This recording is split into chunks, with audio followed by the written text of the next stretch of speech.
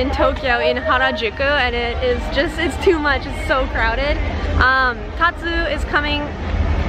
Tatsu got his summer holidays, which were 5 days off, and his family's in Tokyo, so we are here exploring Tokyo this weekend. And today we are at Harajuku, and it's too much, it's so crowded.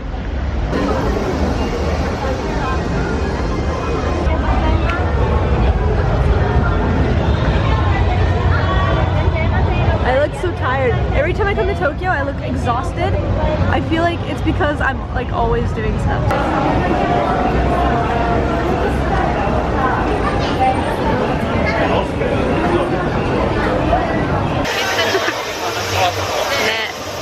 Such a vibe. Such a vibe. Such a vibe. Oh god, I'm losing him. I'm losing him. Oh no, no, I'm losing him. He's getting further away. I can't get through. Alright, I've kind of accepted I'm pretty much never seeing Tatsu again. He's gone. He's gone. I couldn't get to him.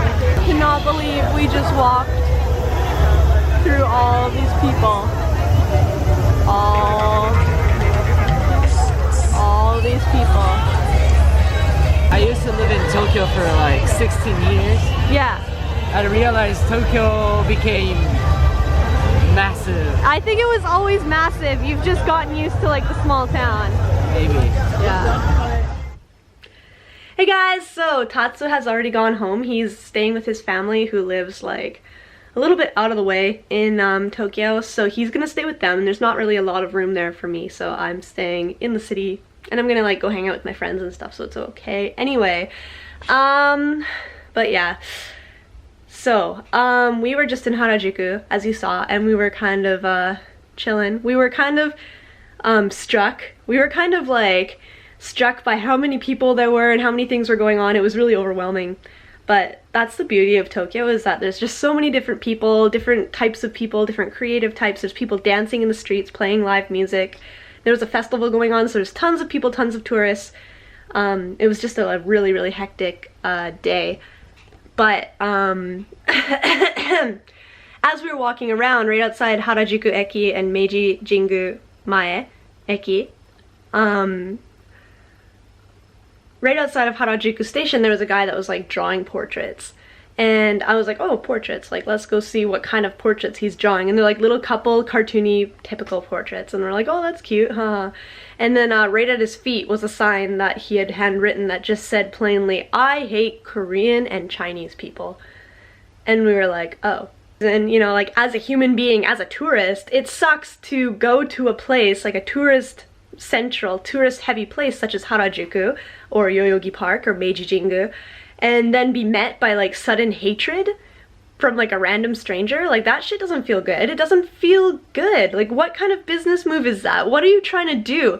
There's no purpose to writing that sign other than to like intentionally hurt people's feelings. Cause like even if people didn't want your stupid portraits to begin with, like just walking by and seeing that sign and knowing that you are hated, that's like such a pathetic move. It's such a terrible thing to do.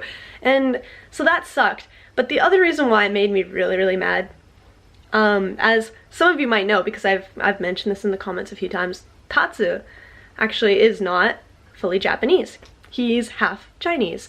He was born in China, but he has Japanese nationality. He's lived almost his whole life in Tokyo, actually.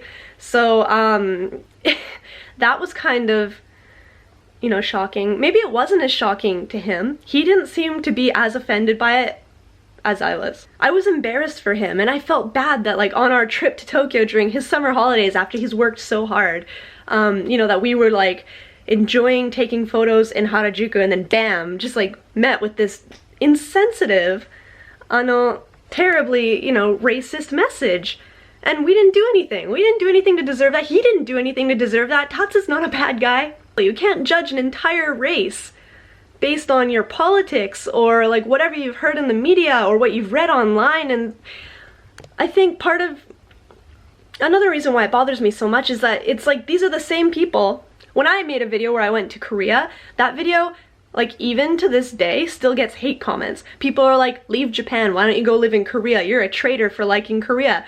And you know, when I first started doing YouTube, I was really shocked that people like this existed, but I always kind of took comfort in the fact that you know, a lot of them don't show that racist side of them aside from when they're online. So I was like, okay, like people like this, they're awful, but I never have to see them in real life, so maybe it's fine.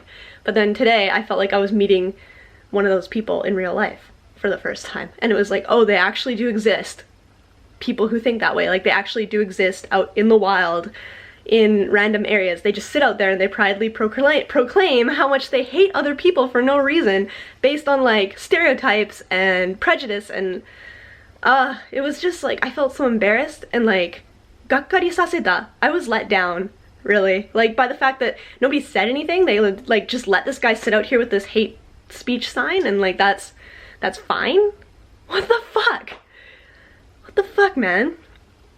I don't know, so I just kind of wanted to get my feelings out there because I was shocked. And like, I've never seen any sort of behavior like that in Fukuoka or in Kyushu. Like, I've never seen anybody be treated that way. And like, I've never seen such a, like, a profound display of hatred, like, in plain daylight like that before. And even though, like, I'm not Korean or Chinese, I was still offended. I was offended and hurt and shocked and disappointed. And I know that this is definitely not the feelings or actions of like all Japanese people, but just the fact that nobody said anything and they just went about their business, it was like, guys, this is not okay. It's just not okay. So, I don't know. I'm feeling kind of blah. But now I gotta go out because, yeah, I have plans, so.